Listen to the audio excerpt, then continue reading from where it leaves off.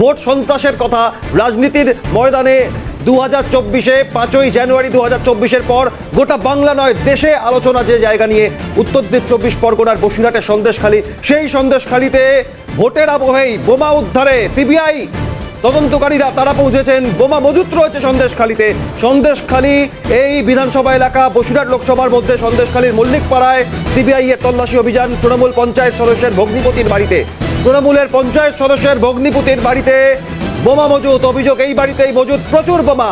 বসিরহাট লোকসভা কেন্দ্রের অন্তর্গত সন্দেশখালী, সেখানকার ছবি আপনাদের সামনে তুলে ধরছি। সিবিআই আধিকারিকরা এবং সেখানে কেন্দ্রীয় বাহিনীকে সঙ্গে নিয়ে তল্লাশি অভিযান হানা। পঞ্চায়েত সদস্যের ভগ্নিপতির বাড়িতে প্রচুর বোমা মজুত রয়েছে, যেখানে ভোট সামনেই বসিরহাট লোকসভা কেন্দ্রে। তার আগে এই পরিস্থিতি, শুভজিৎ আমাদের প্রতিনিধি রয়েছেন, জানাবেন বিস্তারিত। শুভজিৎ, আমরা প্রত্যেকেই জানি আজকে দ্বিতীয় দফার লোকসভা নির্বাচন তা কিন্তু চলছে, তা নির্ঘণ্ট একেবারে সেই লোকসভা নির্বাচন বিভিন্ন জায়গায় বিভিন্ন রকম ছবি উঠে আসছে। তারই মাঝে আমরা সব থেকে গুরুত্বপূর্ণ এই বিষয়ে যে সন্দেশখালী আজও কিন্তু শিরোনামেই রয়েছে।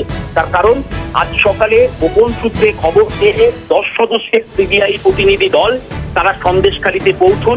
সঙ্গে সিআরপিএফ এর বিপুল পরিমাণে জওয়ান তাদেরকে সঙ্গে করে নিয়ে যাওয়া হয়। তার কারণ হচ্ছে সন্দেশখালীতে এক তৃণমূল কংগ্রেসের নেতা সন্দেশখালীর আগারহাটি গ্রাম পঞ্চায়েতের মল্লিকপাড়া এলাকায় তারা পৌঁছন এবং সেখানে তৃণমূল কংগ্রেসের নেতা হাফিজুল খান তার যে ভগ্নিপতির বাড়ি, সেখানে আজ সকালে সিবিআই আধিকারিকেরা পৌঁছে যান এবং সেখানে গিয়ে তারা কি দেখতে পান যে বিপুল পরিমাণে সেখানে বোমা মজুত রয়েছে, সেখানে আগ্নেয়াস্ত্র রয়েছে এবং ইতিমধ্যে যেটা সূত্রের খবর ইতিমধ্যে সিবিআই আধিকারিকরা তারা বিপুল পরিমাণে বোমা উদ্ধার করেছেন, আগ্নেয়াস্ত্র উদ্ধার করেছেন এবং এই মুহূর্তে কোনো সাংবাদিক বন্ধু বা কোনো স্থানীয় বাসিন্দা তাদেরকে ভেতরে প্রবেশ করতে দেওয়া হচ্ছে না।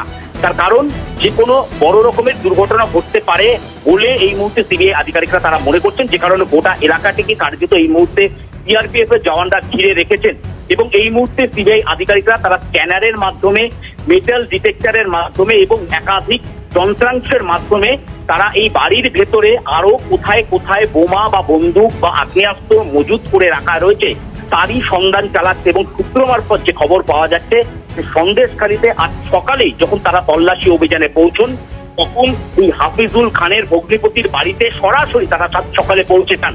একেবারে এবং সেই ছবি আমরা দেখাচ্ছি দর্শকদের। শুভজিৎ, তোমায় ধন্যবাদ জানাই। এবং ইতিমধ্যেই জানা যাচ্ছে প্রচুর পরিমাণে আগ্নেয়াস্ত্র বোমা মজুত রয়েছে।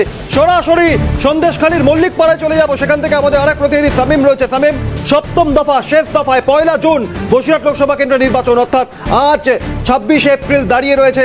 মে মাস অর্থাৎ প্রায় 35 দিন বাকি সন্দেশখালী বা বসিরহাট লোকসভা কেন্দ্রের নির্বাচন। তার আগে শেখ শাহজাহান, শিবু, উত্তম গ্রেফতার হওয়ার পরেও সন্দেশখালীতে তৃণমূল পঞ্চায়েত সদস্যের আত্মীয়র বাড়িতে এই বিপুল পরিমাণে আগ্নেয়াস্ত্র বোমা মজুত। সব মিলিয়ে কি খবর সামনে আসছে?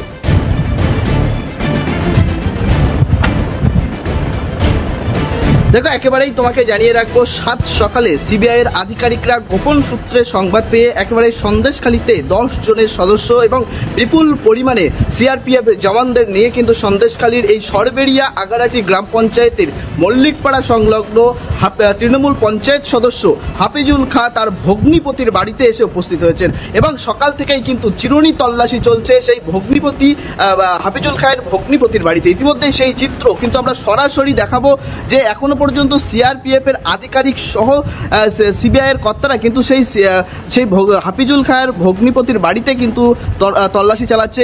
সেই হাফিজুল খায়ের ভগ্নিপতির বাড়ি, যেখানে সিবিআই এর আধিকারিকরা গোপন সূত্রে সংবাদ পেয়েছেন যে এই বাড়িতেই মজুত করে রাখা রয়েছে বিপুল পরিমাণে আগ্নেয় অস্ত্র বা বোমা। তার ভিত্তিতে কিন্তু 7 সকালে সিবিআই এর আধিকারিকরা এই সন্দেশখালীর মল্লিক পাড়া এলাকায় কিন্তু এসে উপস্থিত হন এবং এখনো পর্যন্ত কিন্তু চিরুনি তল্লাশি চালাচ্ছে।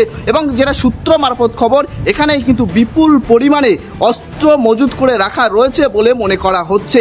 এখনো দেখার বিষয় কতটা অস্ত্র উদ্ধার হয় এখান থেকেই। সামিম, নির্বাচনের আবহে যখন শেখ শাহজাহান, শিবু, উত্তম তারা গ্রেফতার, সন্দেশখালী কাণ্ডে জোরদার তল্লাশি অভিযান তদন্ত চলছে, তখন তৃণমূলের পঞ্চায়েত সদস্যের আত্মীয়র বাড়িতে এই বিপুল অস্ত্র মজুত করা কি নির্বাচনের সন্ত্রাসের উদ্দেশ্যেই এমনটা প্রাথমিকভাবে মনে করা হচ্ছে?